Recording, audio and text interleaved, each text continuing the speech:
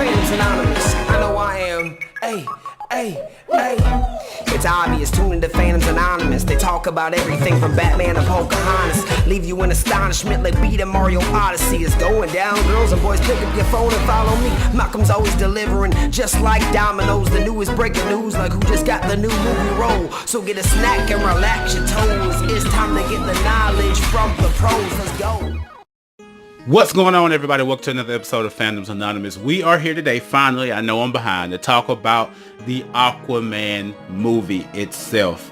Aquaman was a magnificent movie from head to toe. For me, it takes the #1 spot as the best DCEU movie. Yes, I did love Wonder Woman, so she goes to #2. I put Suicide Squad as #3. #4, I'll put Justice League. #5, I'll put Batman v Superman. But let's talk about Aquaman. This was, to me, out of Marvel and DC, the most comic book accurate costumed movie that I have ever watched. They went all out. They did not shy away from saying we are going to look like the comic book so people can understand that we mean business. And DC, you showed me that you mean business. Now the thing is, what are you going to do after this? Next up is Shazam, but we're not here to talk about that right now. We'll talk about that in another video. But Aquaman, some of the emotional beats were a little bit off. Some of it was kind of stagnant. It was, you know, a situation would come up and you could tell there was supposed to be some emotion behind it, but it would just get brushed over with either a comedic joke or they would change scenes. You know, there was no type of, sometimes there was no gravity or weight to the emotion in those emotional scenes. Other than that, the action was amazing. It started off with action. Nicole Kidman, I did not know you had that in you. I had no clue you had that in you, Nicole Kidman. You were kicking behind and taking names. So shout out to Nicole Kidman. She was awesome and as beautiful as always. The Mira character, she was hit and miss for me. You know, she was there to be that romantic love interest, pretty girl, hit or miss for me.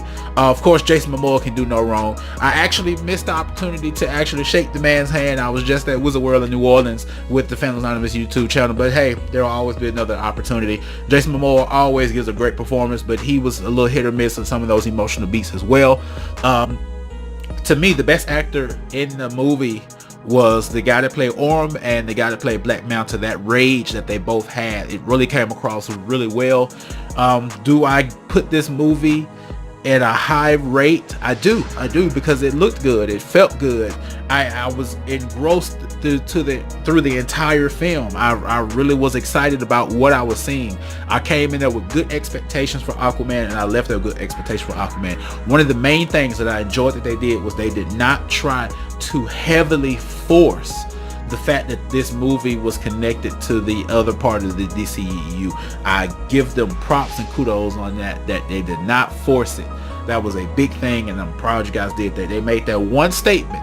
You know, you helped us defeat Steppenwolf, and that was it. And I really appreciate that, because sometimes we have to let these movies do their own thing, and if we force them to be a part of this larger connected universe, then we miss out on what the qualities are for that specific character, that specific movie, and that specific universe, because we're so worried about tying it to the larger universe as a whole.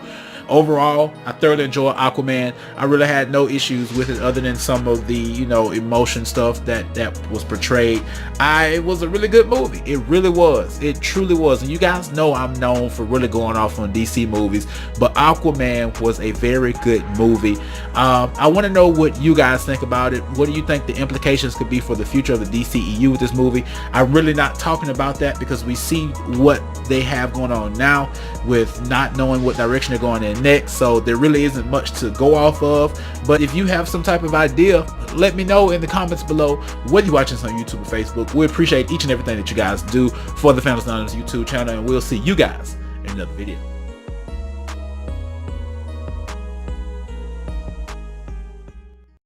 Check it, it's Fandoms Anonymous in the spot. Gonna let you know what's poppin', let you know what's hot about all the different cons, movies, and TV shows, Funko Pops, games, and more. Whoa, so here we go. From Marvel to DC, Transformers like Bumblebee, we got all your fandom needs. So sit back and relax and enjoy the views. Leave a like and subscribe, check in on Facebook to stay tuned.